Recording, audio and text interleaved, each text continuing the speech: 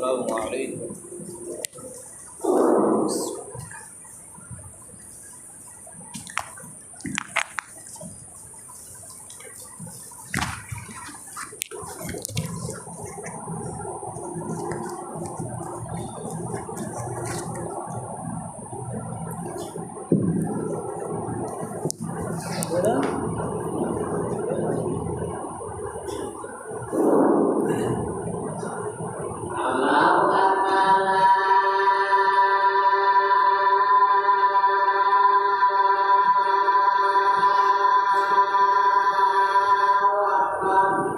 الله أكبر.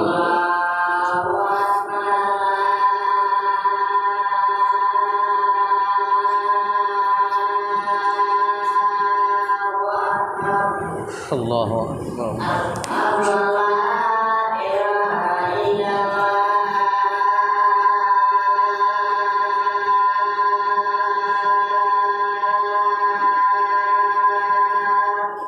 أشهد أن لا إله إلا الله.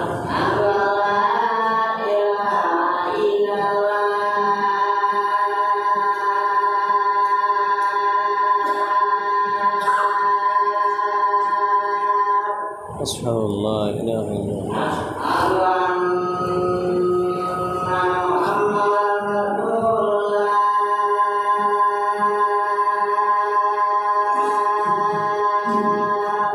أشهد أن محمدا رسول الله.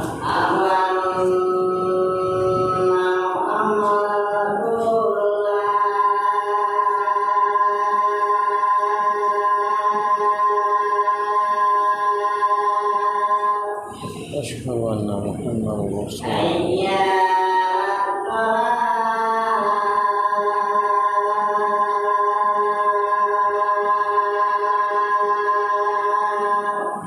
لا حول ولا قوة.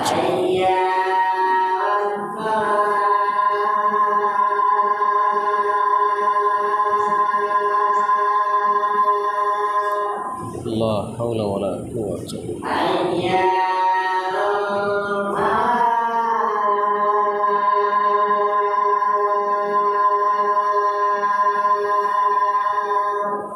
لا حول ولا قوة.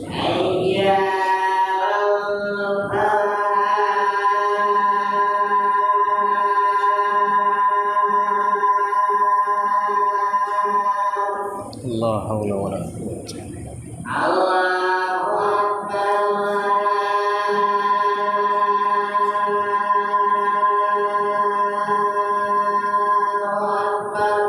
الله أكبر. الله أكبر.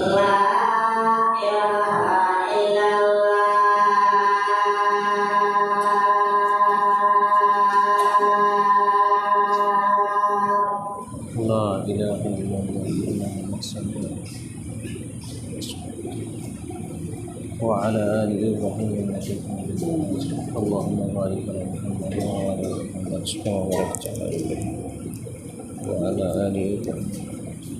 اللهم رب هذه الدعوة التامة قائمة الرسول والفضيلة والصوم كما محمودا إلى الزواج. নিচে করে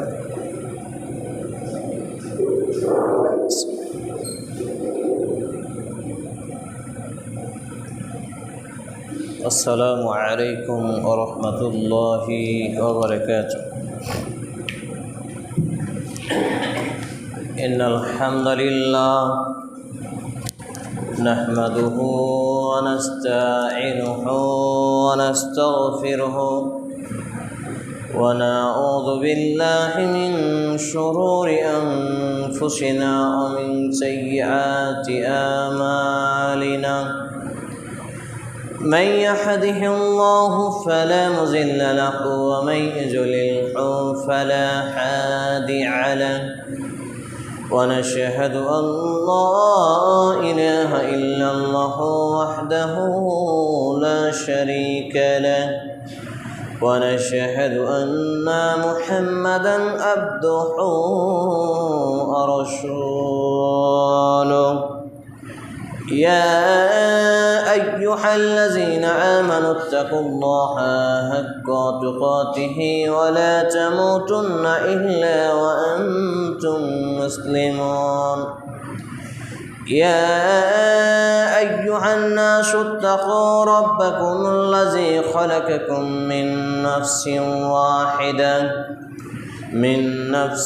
واحدة وخلق منها زوجها وبث منهما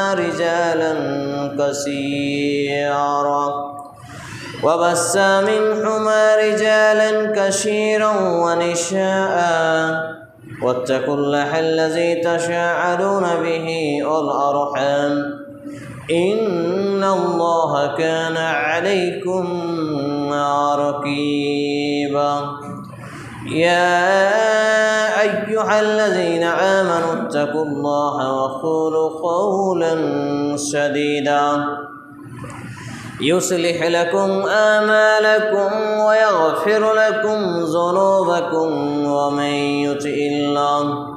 ومن يطع الله ورسوله فقد فاز فوزا عظيما أما بعد فإن خير الحديث كتاب الله وخير الحديث حديث محمد صلى الله تعالى عليه وسلم وشر الأمور محدثاتها وكل محدثات بدعة وكل بدعة ضلالة وكل ضلالة في النار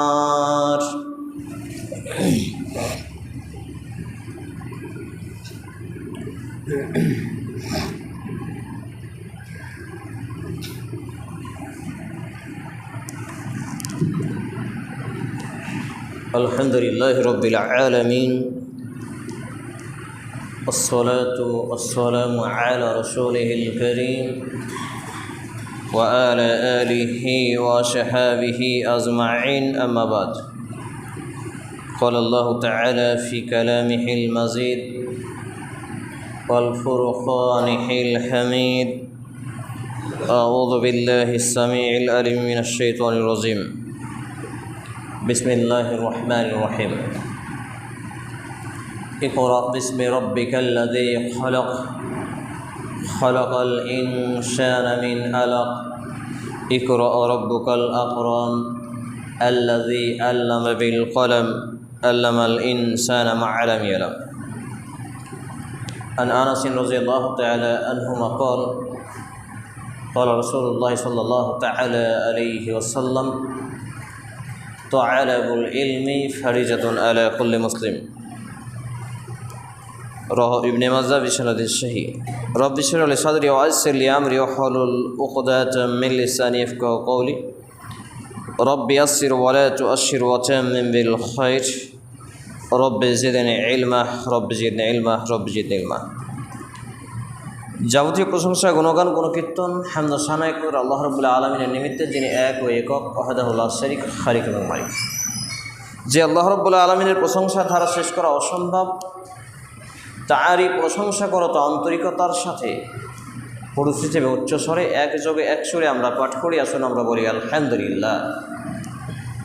অতঃপর অসংখ্য দরুদ ও সালাম শান্তির ধারা বর্ষিত হোক নবী কুলের সেরামুনি আখিরি নবীন নবী রাহমাতুল আলামিন মা আমিনার লাল মুরুদুল মহাপুরুষ মুহাম্মদুর রাসূলুল্লাহ সাল্লাল্লাহু আলাইহি ওয়াসাল্লামের প্রতি আমরা বলি আল্লাহুম্মা সাল্লি আলাইহি আল্লাহুম্মা বারিক আলাইহি সাল্লাল্লাহু তাআলা আলাইহি ওয়াসাল্লাম। আজকে জুমার দিন 31 জুলাই 2026 ইংরেজি সন আমরা অবস্থান করছি। আর এই জুমার দিন হলো একটি পবিত্রতম দিন, যেই দিনটি মূলত আল্লাহর কাছে মুসলমানদের কাছে একটি অত্যন্ত গুরুত্বপূর্ণ দিন, যেটাকে সাপ্তাহিক আঞ্জুমান বা ঈদের দিন বলা হয়। 16 সফর 1448 হিজরি, 16 শ্রাবণ 1433 বঙ্গাব্দ। আজকে জুমার খুতবার আলোচনার বিষয় হলো ইসলামের প্রথম ইবাদত, সেটা নিয়ে চর্চা, অর্থাৎ বিবেক ও ঈমানকে জাগ্রত করা। আমরা ভুলেই গেছি যে ইসলামের প্রথম ইবাদতটা আসলে কি। উল্লেখিত বিষয়ের প্রতি পবিত্র কোরআন এবং সেই সুন্নাহর আলোকে গুরুত্বপূর্ণ তথ্য ও তথ্যবহুল বিবরণের আপ্রাণ প্রচেষ্টা রাখছি ইনশাআল্লাহ আজিজ। ওয়া মা তৌফিকি ইল্লা বিল্লাহ আলাইহি তাওয়াক্কালতু ওয়া ইলাইহি উনীব। আলোচনা শুরু করার আগেই আপনাদের সামনে দুটি কথা। তার প্রথম কথা হলো, সামনের কাতারগুলো আগে পূরণ করতে হবে। অর্থাৎ যারা তৃতীয় চতুর্থ কাতারে লাগছে এটা ভুল, আগে সামনের কাতারে ফাঁকা বন্ধ করতে হবে। এবং যারা হাঁটু গেড়ে হেলান দিয়ে বসে আছেন তাদেরকে হাঁটু এবং হেলান ছেড়ে দিতে হবে। স্ট্রং হয়ে হ্যাবিট হয়ে বসে থাকতে হবে। যদি এক্ষুনি একটা রাজনৈতিক দলের আহ্বান পড়ে যে অমুক নেতা আসছে নেত্রী আসছে, সেখানে কিন্তু আমরা খুবই স্ট্রং, এক পায়ে দাঁড়িয়ে থাকি ঘন্টাকে ঘন্টা বেলাকে বেলা। কিন্তু জুমার দিনে এলেই অলস হয়ে যায়, ঝিমিয়ে যায়, ঘুম চলে আসে। এগুলো ঈমান দুর্বল থাকার একটি লক্ষণ। আরেকটি কথা হলো যে বসার নিয়ম হলো, এটা হলো মেম্বার। মসজিদে ঢুকলেন, ঢোকার দোয়া পড়লেন, বসার আগেই 2 রাকাত তাহিয়াতুল মসজিদ বা মসজিদে দখল আদায় করতে হয়। কিন্তু বসার নিয়ম হলো এটা মেম্বার, মেম্বারের প্রথম কাতার ডান দিক চলে গেল, মেম্বারের পাশ থেকে বসতে বসতে ডান দিক চলে গেল, আবার বাম দিক চলে গেল, এক কাতার পূর্ণ হয়ে গেল, একটাও জায়গা ফাঁকা নেই। আবার দ্বিতীয় কাতার ডান দিক চলে গেল, আবার বাম দিক চলে গেল, আবার তৃতীয় কাতার ভরতে ভরতে ডান দিক চলে গেল, বাম দিক চলে গেল। এটা হলো সিস্টেম। কিন্তু তা না করে আমাদের মুসলমান সমাজে কোরআন এবং হাদিসের জ্ঞান না থাকার জন্য তারা জুমার দিনের যেখানে ইচ্ছা সেখানে সুন্নাত শুরু করে দেয় এবং যেখানে ইচ্ছা সেখানে গিয়ে তারা বসে যায়। এটা সম্পূর্ণ ভুল কাজ, আমাদেরকে সংশোধন করতে হবে। তারপর যেটা বিষয় হলো যে কথার পরিপ্রেক্ষিতে যখন মুহাম্মদ আহমদ মুস্তফা নবী করিম, তখন তার নাম শোনার পরে আমাদের সেটা বলতে হবে সাল্লাল্লাহু তাআলা আলাইহি ওয়াসাল্লাম, পুরুষ হিসেবে উচ্চস্বরে। অর্থাৎ বেটা ছেলের জন্য উচ্চস্বরে সুন্দর করে এই শব্দ, এ দোয়া আমাদেরকে বলতে হবে। যদি আমরা না বলি ক্ষতি কি? এইরকম মেম্বারের ধাপে নবী মুহাম্মদ সাল্লাল্লাহু আলাইহি সাল্লাম উঠলেন, প্রথম ধাপে উঠলেন বললেন আমিন, দ্বিতীয় ধাপে উঠলেন বললেন আমিন, তৃতীয় ধাপে উঠলেন তারপরে বললেন আমিন। এরকম ঘটনা আগে কোনোদিন ঘটেনি। সাহাবায়ে কেরাম রাদিয়াল্লাহু তাআলা আনহুম জিজ্ঞেস করলেন, আল্লাহ রাসূল এটা কেন হলো? তিনি বললেন, আসমান থেকে ফেরেশতারা বদদোয়া করেছেন কাদের প্রতি? যারা রমজান মাসের পূর্ণ রমজান মাস পেল কিন্তু তাদের পাপগুলোকে মাফ করিয়ে জাহান্নাম থেকে মুক্তি নিয়ে জান্নাতের টিকিট অর্জন করতে পারল না, তাদের জন্য ধ্বংস তিনি বলেছেন। আর তিনি মেম্বারে মুহাম্মদ সাল্লাল্লাহু আলাইহি সাল্লাম আমিন বলেছেন, আর মানে কবুল করে নেন, অর্থাৎ ধ্বংস হয়ে যাবে। দ্বিতীয় যে ব্যক্তি তার পিতামাতাকে অর্থাৎ 2-এর একজনকে পেল বার্ধক্য অবস্থায়, কিন্তু তাদের সেবা করে দেখাশোনা করে খাইয়ে দাইয়ে ওষুধ পানি চিকিৎসা করিয়ে জাহান্নাম থেকে মুক্তি এবং জান্নাতের টিকিট নিতে পারলো না, এর জন্য ধ্বংস অর্থাৎ লানাত, আর সে ব্যক্তি হয়ে যাবে জাহান্নামী। বলিন আউযুবিল্লাহ। তৃতীয় সেই ব্যক্তি, যে ব্যক্তি মুহাম্মদুর রাসূলুল্লাহ সাল্লাল্লাহু আলাইহি সাল্লামের নাম শুনল অথচ সাল্লাল্লাহু আলাইহি ওয়াসাল্লাম পড়ল না, এই ব্যক্তির জন্য লানত কামনা করেছেন ফেরেশতাগণ। আর জমিন থেকে মুহাম্মদ সাল্লাল্লাহু আলাইহি সাল্লাম আমিন বলেছেন। তাহলে চিন্তা করছেন, যদি আমরা মুহাম্মদুর রাসূলুল্লাহ সাল্লাল্লাহু আলাইহি সাল্লামের নাম শুনে, এই যে আমি বলছি আপনারা বলছেন না, সাল্লাল্লাহু আলাইহি ওয়াসাল্লাম, এটা উচ্চস্বরে বলতে হবে পুরুষ হিসেবে। আমার ভাষা বুঝতে পারছেন? যদি আমরা না বলি কি হবে? আমাদের লানত করেছেন কে? ফেরেশতারা। আমিন বলেছেন কে? মুহাম্মদ সাল্লাল্লাহু আলাইহি ওয়াসাল্লাম। তাহলে আমরা ধ্বংস হয়ে যাব। এবারে চলে আসি মূল আলোচনার দিকে।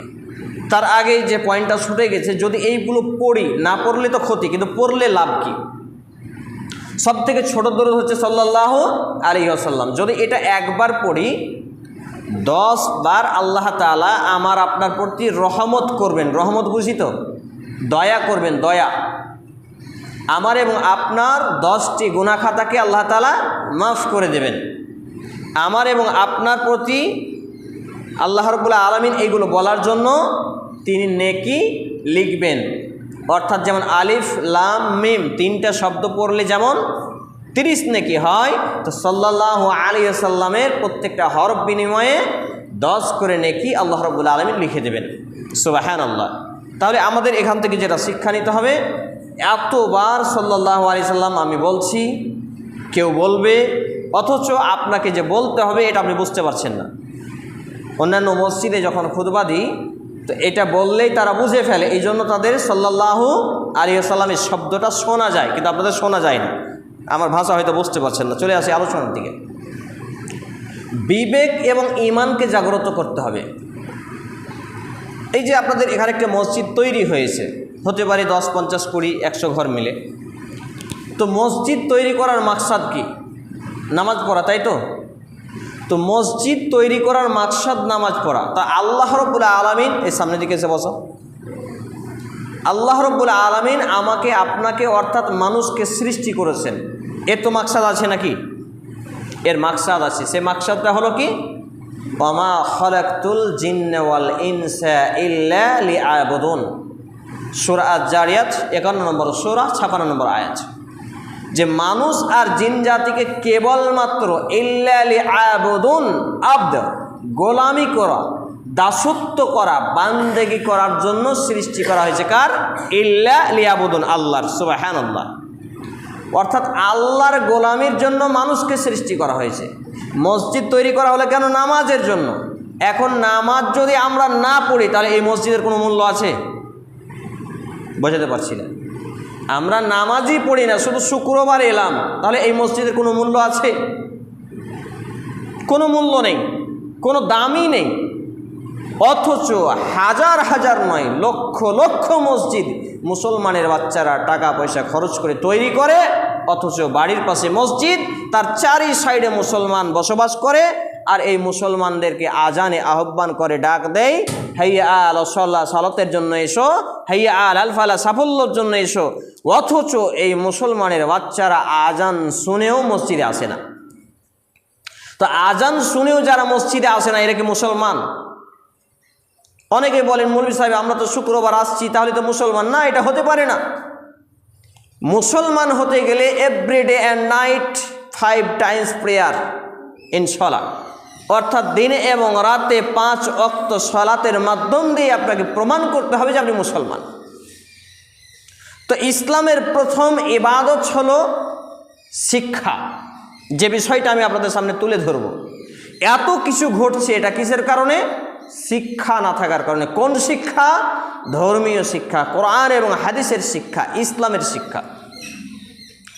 আজকে অসংখ্য বেনামাজি তৈরি হয়েছে মূলত ধর্মীয় শিক্ষা, কোরআন এবং হাদিসের শিক্ষা না থাকার জন্য। আজকে হাজার হাজার মানুষ মসজিদ নির্মাণ করছে, লক্ষ লক্ষ টাকা ব্যয় করছে, কিন্তু মসজিদে নামাজ আদায় করে না। এটা এজন্যই যে তাদের মধ্যে ধর্মীয় শিক্ষা, কোরআন হাদিসের শিক্ষা নেই বলে। আজকে লক্ষ লক্ষ যুবক তার দিন রাত অতিবাহিত করছে পাপে, গান বাজনা, free fire, PUBG, ludo, crime, তারপর ভিডিও, হোয়াটসঅ্যাপ, ফেসবুক, ইউটিউব, যত রকম নোংরামিতে তারা ব্যয় করছে, কিন্তু সময় ব্যয় হয় না নামাজের জন্য। এটা কি জন্য? শুধুমাত্র তাদের ধর্মীয় বা ইসলামী শিক্ষা নেই বলে। সম্মানিত উপস্থিতি ভাই এবং বন্ধুগণ, এমনকি এই কাজগুলো বড় বড় মৌলভী সাহেবদের বেটা বেটিরাও পিছিয়ে। এই জন্য আমি বলে থাকি, মৌলভী সাহেব এবং আলেম ওলামা এর মধ্যে অনেক পার্থক্য। মৌলভী সাহেব হলো শুধু ডিগ্রি নিয়ে নিলাম, মনে করুন 12 বছর 13 বছর মাদ্রাসায় পড়লাম, মাদ্রাসায় পড়ার পরে শুধু বেতনের জন্য কাজ করি, কিন্তু আল্লাহর জন্য, জাতির জন্য, দেশের জন্য, দশের জন্য কোনো কাজ নেই। বেলা শেষে এইরকম যখন আমি মৌলভী হব, তখন আমার ছেলে মেয়ে বেনামাজি, আমার ছেলের মুখে দাড়ি থাকবে না, মেয়ে বেপর্দা হবে, বেহিল্লাপনা করে বেড়াবে, আর গান বাজনা শুনে বেড়াবে, ইত্যাদি ইত্যাদি যত রকম আজকে আমরা দেখতে পাচ্ছি। এগুলো সবই একটাই কারণ, যে প্রকৃত অর্থে ধর্মীয় শিক্ষা বা ইসলামী শিক্ষা না থাকা। আপনি বলবেন যে মাদ্রাসায় পড়ে কি তাহলে ইসলামী শিক্ষা হয় না? মাদ্রাসাগুলো প্রায় আজকে যেটা শুরু করেছে সেটা হচ্ছে একটা ব্যবসা। এর একটা কারণ আপনাকে শোনাই, বুঝতে পারবেন। যে প্রত্যেকটা স্কুলে যখন শিক্ষক নিয়োগ নেওয়া হয়, তাহলে যারা পরীক্ষা নেয় এরা কি মূর্খ মানুষ? মনে করুন মাস্টারের চাকরি নেবে, প্রাইমারি টিচার পরীক্ষা হচ্ছে, তো পরীক্ষার জন্য যারা পরীক্ষা হলে বসবেন, যারা পরীক্ষা ইন্টারভিউ নিবেন, তারা কি মূর্খ মানুষ? অবশ্যই শিক্ষিত মানুষ।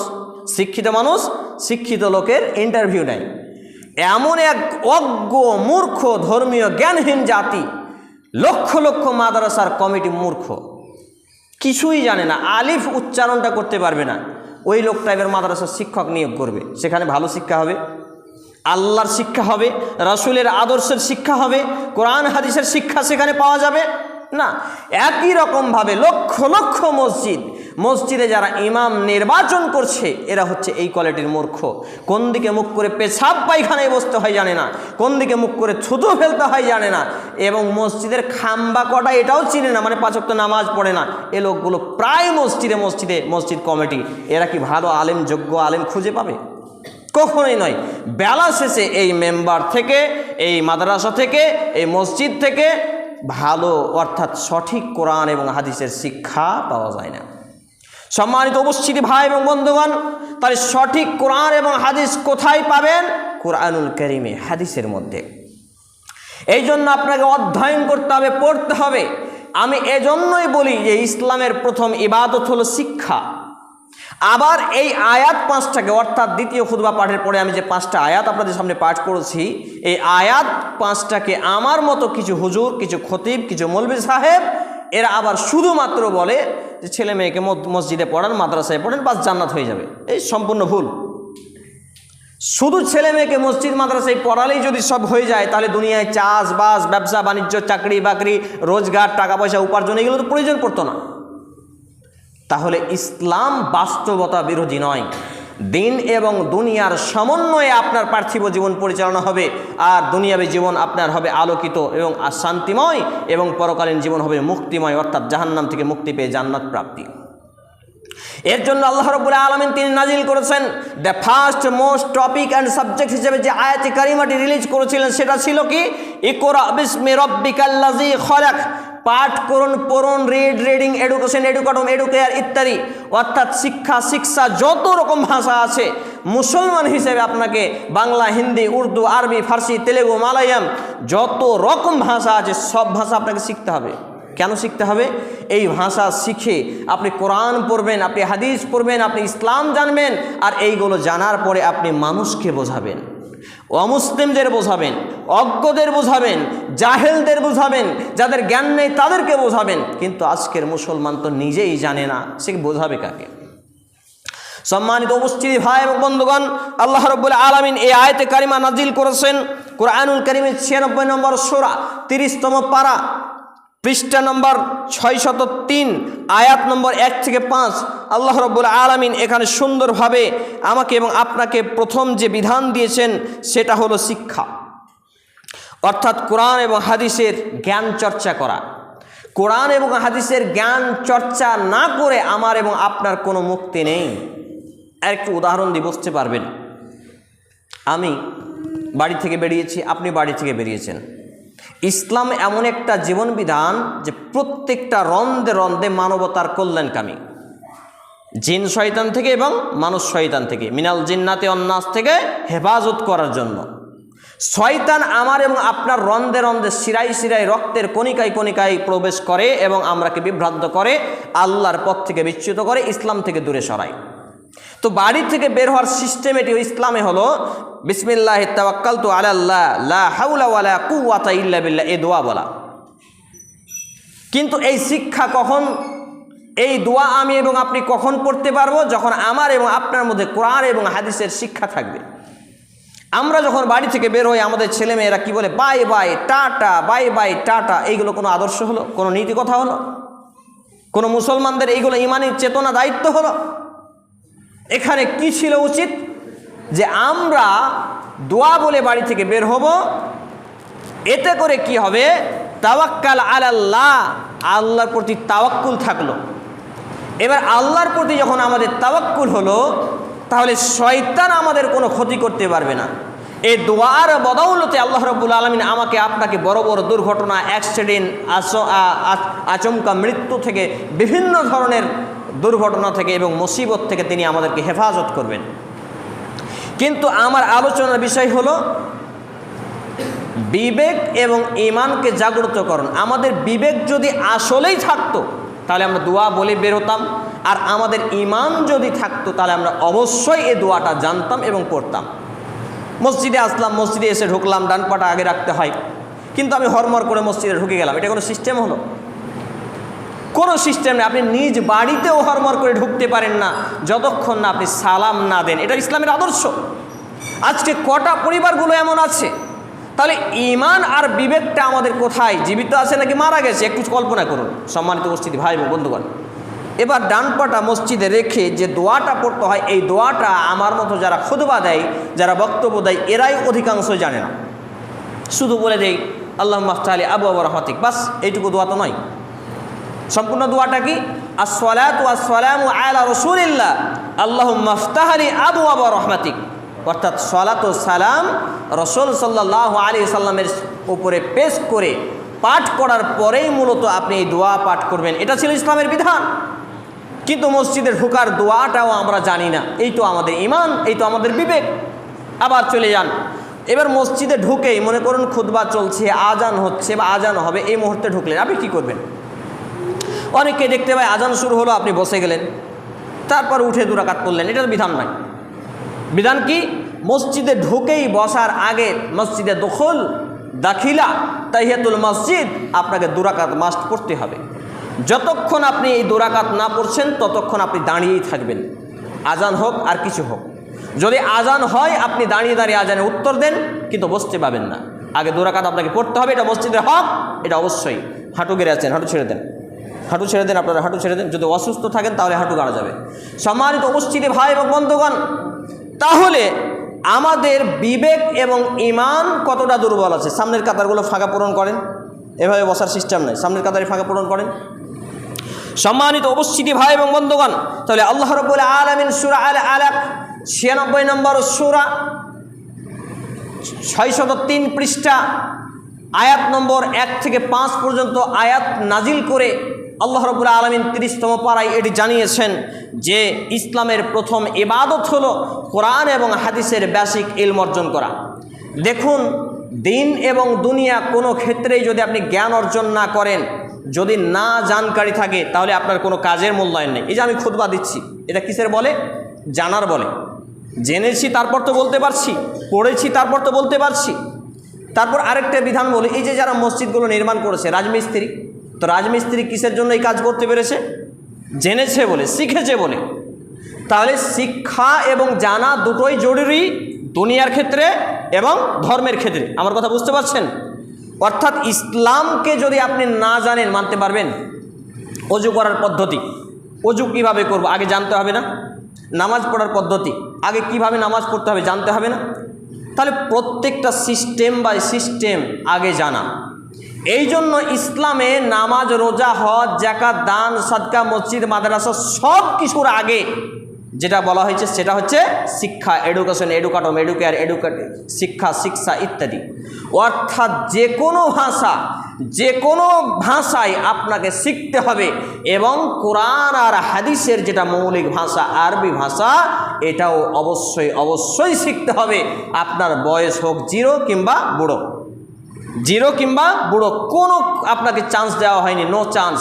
আপনি নামাজি, হাজি, গাজী, পাজি, বেনামাজি যাই হন না কেন, যদি কোরআন না শিখে, কোরআন এবং হাদিসের ইসলামিক বেসিক ইলম অর্জন না করে মৃত্যুবরণ করেন, জান্নাতে যাওয়ার কোনো আশা অন্তত আমি পাইনি। অর্থাৎ কোরআন আমাকে আপনাকে শিখতেই হবে, বয়স যাই হোক না কেন, 30, 40, 50, 100, 150, 500, কোনো কিছু আপনার দেখার বিষয় নাই। আপনি চোখে দেখতে পান, কানে শুনতে পান, আপনি পাগলা নন, ততক্ষণ আপনাকে কোরআন শিখতেই হবে। শিখতে যদি না শিখেও মারা যান, আল্লাহ তাআলা ক্ষমা করে জান্নাত দেবেন ইনশাআল্লাহ তাআলা। কিন্তু আপনি না চেষ্টা করেই যদি মারা যান, আপনি যত বড়ই নামাজি, হাজি, গাজী, পাজি হন না কেন, কোনো চান্স নেই। সম্মানিত উপস্থিতি ভাই এবং বন্ধুগণ, এবং পাশাপাশি আমাকে এবং আপনাকে শিক্ষাটার জন্য একটু বেশি বেশি দোয়া করতে হবে। এই শিক্ষা অর্থাৎ কোরআনের শিক্ষা হঠাৎ করে চলে আসবে না, লাফিয়ে চলে আসবে না। আপনার পকেটে টাকা আছে, একটা বাইক কেনার ইচ্ছে হলো, টাকা বের করে দিলেন, বাইক কিনে নিলেন, কিন্তু শিক্ষাটা কেনা যাবে? আমার কাছে যে জ্ঞান আছে, আপনি আমাকে 2-4-5 কোটি টাকা দিয়ে কিনতে পারবেন না। কি করতে হবে? শিক্ষার জন্য কয়েকটি ধাপ লাগে, জানার জন্য কয়েকটি ধাপ লাগে। হয় পড়াশোনা করে শিক্ষা অর্জন করতে হবে, নয় দেখে দেখে শিক্ষা অর্জন করতে হবে, সময় ব্যয় করতে হবে, অর্থ ব্যয় করতে হবে, মেহনত এবং মেধা ব্যয় করতে হবে। অর্থাৎ শিক্ষা অর্জন করতে গেলে অর্থ, সময়, মেহনত, মেধা আর আপনার সব কিছু মিলিয়ে একটা ক্যালকুলেট ইনফরমেশন, সেটা হচ্ছে আপনার প্রচেষ্টা। এইগুলো ছাড়া কোনো ব্যক্তি কোনো কিছু শিক্ষা অর্জন করতে পারে না। একটা মাস্টার একদিনেই মাস্টার হয়ে যায়? প্রথমে আগে ছাত্র থাকে, ছাত্র থাকার পরে তিনি ধাপে ধাপে পর্যায়ক্রমে ক্লাসে ওঠেন, ক্লাস বাড়তে থাকে, পরীক্ষাও করা হয়, ধাপে ধাপে তিনি এগোতে থাকেন, তারপরে ইন্টারভিউ যেতে হয়, কত রকম পরীক্ষায় বসতে হয় আপনারা জানেন সম্মানিত উপস্থিতি ভাই এবং বন্ধুগণ। তাহলে মুসলমান হতে গেলে কি এত সহজে হওয়া যায়? মুসলমান হতে গেলে এত সহজে হওয়া যায়? Voter card, Aadhaar card, ration card, digital card, every ডকুমেন্টসে মুসলমান, আনা মুসলিম, আমি মুসলমান, আমি মুসলিম, আই এম এ মুসলিম, এটা বললেই যথেষ্ট?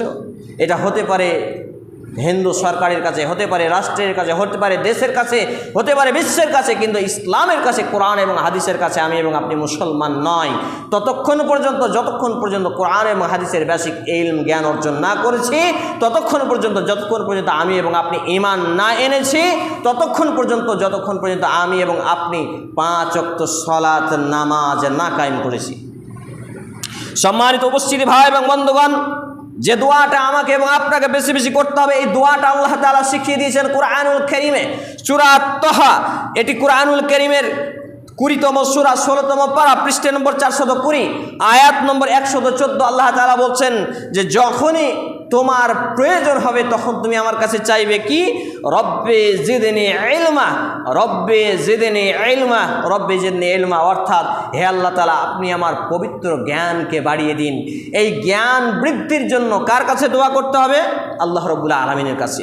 এই দোয়া আমরা নিজেরা জানি না, আমাদের ছেলেমেয়েদের শেখাই না, আমাদের এরকম নীতি নৈতিকতা, জাগ্রত বিবেক বা জাগ্রত ঈমান নেই বললেই চলে। সম্মানিত উপস্থিতি ভাই এবং বন্ধুগণ, যে হাদিসটি আমি আপনাদের সামনে পাঠ করেছিলাম, আন আনাস রাদিয়াল্লাহু তাআলা আনহু قال قال رسول الله صلى الله عليه وسلم طلب العلم فريضة على كل مسلم। আনাস ইবনে মালিক রাদিয়াল্লাহু তাআলা আনহু বিশ্ববিখ্যাত সাহাবী, তিনি বলছেন নবী মুহাম্মদুর রাসূলুল্লাহ সাল্লাল্লাহু আলাইহি ওয়াসাল্লাম তিনি বলছেন তুআলাবুল ইলমি ফারিজাতুন আলা কুল্লি মুসলিম, অর্থাৎ দ্বীন ইসলামের জ্ঞানকে তলব করা। তলব করা মানে খোঁজ করা, অর্জন করা, সঞ্চয় করা, গবেষণা করা, স্টাডিজ করা, পড়াশোনা করা, চর্চা পরিচর্চা করা। আলা কুল্লি মুসলিম, তামাম মুসলমান, ছোট বড়, যুবক বৃদ্ধ, পুরুষ নারী, সুস্থ অসুস্থ, সকল মুসলমানের উপরে ফরজ করা হয়েছে। আল্লাহু আকবার। যদি দ্বীন ইসলামের বেসিক ইলম অর্জন করা সকল মুসলমানের উপরে ফরজ করা হয়, আমি এবং আপনি কি মুক্ত? হাদিসটি বর্ণিত সুনানে ইবনে মাজাহ গ্রন্থে হাদিস নম্বর 224, মিসকাতুল মাসাবিহ গ্রন্থে হাদিস নম্বর 218, সহিহুল জামে সাগীর গ্রন্থে হাদিস নম্বর 3913 ক্রমিক নম্বরে। সম্মানিত উপস্থিতি ভাই এবং বন্ধুগণ, এই হাদিসের ব্যাখ্যায় ইমাম ইবনুল কাইয়্যিম রাহিমাহুল্লাহ তিনি বলছেন কোন পরিমাণ ইসলামের জ্ঞান অর্জন করা সকল মুসলমান নারী পুরুষের উপরে ফরজ? যেই পরিমাণ ইসলামের জ্ঞান আজকে আমার এবং আপনার সমাজে মাদ্রাসার সাইকুল হাদিসদের আছে। আপনি বলবেন একটু বেশি হয়ে গেল না?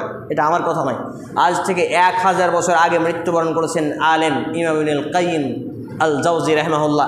গুগলে সার্চ দিবেন, তার থেকে বড় আলেম আপনি হয়তো খুঁজেও পাবেন না। সম্মানিত উপস্থিতি ভাই এবং বন্ধুগণ, তিনি বলছেন সেই পরিমাণ জ্ঞান অর্জন করা, কোন পরিমাণ? হরকতবিহীন, যাবার জের পেশ ছাড়া কোরআন আছে, কোরআনটাকে অনর্গল পড়তে পারছে। এক, হাদিস হরকতবিহীন আছে, যাবার জের পেশ ছাড়া হাদিস আছে, সে হাদিসটাকে পড়ছে, পড়ার পরে সেটাকে নিজ মাতৃভাষায় ট্রান্সলেট করছে, নিজ মাতৃভাষায় ট্রানজাকশন করছে। এটা এই পরিমাণ জ্ঞান অর্জন করা প্রত্যেক মুসলমানের উপরে খরচ করা হয়েছে। একটি কথা বলেই দিই, আপনারা হয়তো জানেন না অনেকেই, এই যে 8 ঘন্টায় খুতবা শেষ করতে হবে এরকম কোনো বিধান কোরআন হাদিসে নেই। কোরআন হাদিসে কোথাও নেই যে 30 মিনিটে খুতবা শেষ করতে হবে। ঘড়ি আমি দেখতে পাচ্ছি, আপনাদের বলার কোনো প্রয়োজন নেই। सिस्टम हलो जुमा का खुतबा का मौजू छोटा होना चाहिए, लेकिन छोटा का मतलब ये तो नहीं कि आधा घंटा में खत्म किया जाए। जुमार खुतबार विषय वस्तु शुरू हो 2-4 मिनट आगे बा पड़े शेष হবে এটাই বিধান, কিন্তু এই 30 মিনিটে খুতবা শেষ করতে হবে। আমি চ্যালেঞ্জ করছি, মিডিয়াও হচ্ছে, কোরআনের আয়াত হাদিস সালাফদের কল মুহাদ্দিসদের কল একটা দেখাবেন, মাথা নত করে মেনে নেব।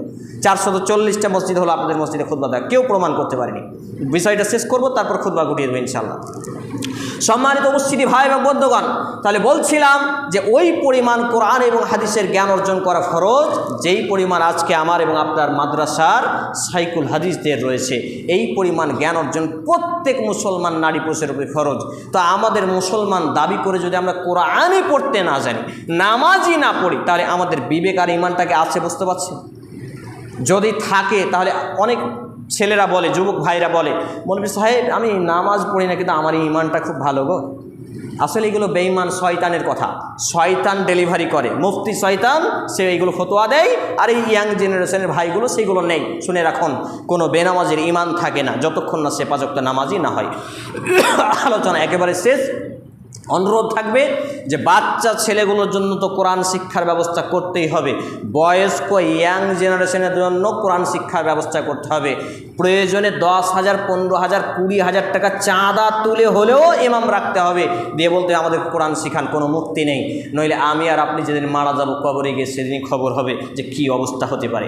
সম্মানিত উপস্থিতি ভাই ও বন্ধুগণ, আলোচনার শেষাংশে এসে এইটুকু অনুরোধ রেখে আল্লাহ রাব্বুল আলামিনের কাছে দোয়া করি, আল্লাহ রাব্বুল আলামিন যতগুলো কথা বললাম সমস্ত কথাগুলো আগে আমাকে, উপস্থিত ভাই এবং বাবা জীবনকে মেনে চলার তৌফিক নসিব করুন। আমরা বলি আল্লাহুম্মা আমিন।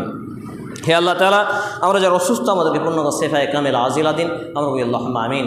হে আল্লাহ রাব্বুল আলামিন, আমরা যারা অভাবী আমাদেরকে অভাবমুক্ত হালাল জীবিকা নির্বাহ করার তৌফিক নসিব করুন।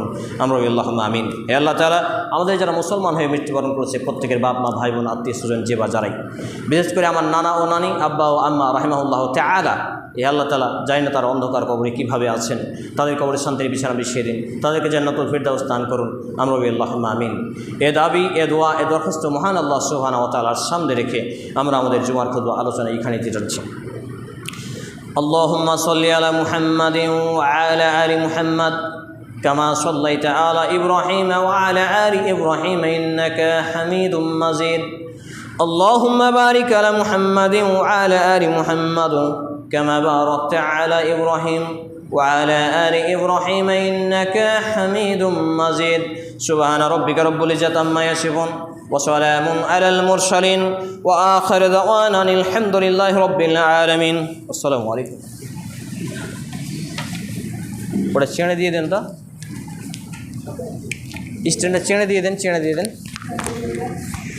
চেনে দিয়ে দেন।